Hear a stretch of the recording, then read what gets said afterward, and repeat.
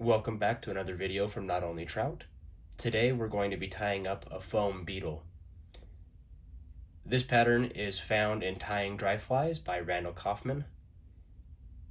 Let's start by throwing some thread on our hook.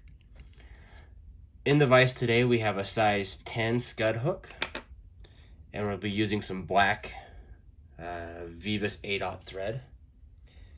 So we'll get our thread on there and we'll grab a piece of foam that is a little bit longer than the hook length and about the same width as the hook gap.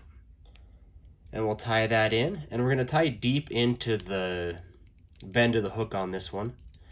It gives our beetle a little bit more of a curved, rich shape. So we're going to tie a little bit further back in than we normally would. Just wrap that thread back up, bind that foam down nice and tight. And today we'll be tying this beetle in black and purple. So we'll take some purple dubbing and create a small noodle. We're going to wrap that thread and dubbing up to about the 65% range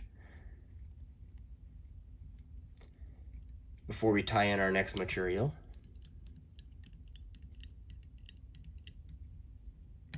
Just pinch off this extra dubbing and we'll set it aside to use it again.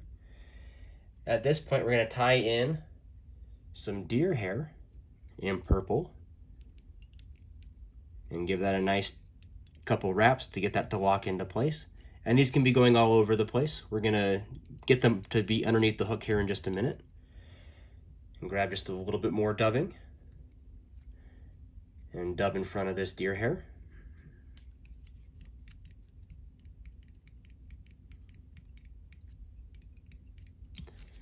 And then preen these fibers all towards till they point straight down and pull the foam over the top of it. And give a couple nice tight wraps.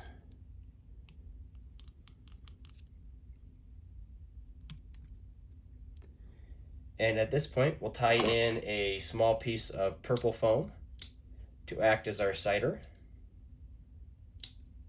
Make it a little bit easier to see this beetle on the water. And tie that in that same groove that you already have.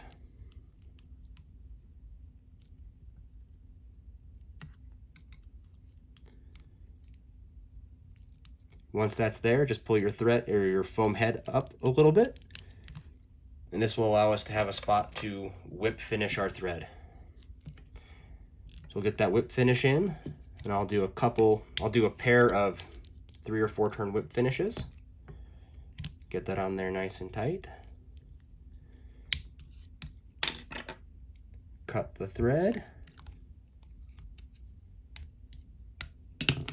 And now I'll just trim this head back a little bit, make it about even with the hook eye.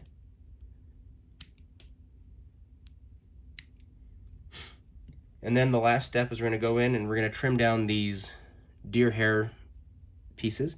I like trimming them right beneath the length of the hook, or the hook gap.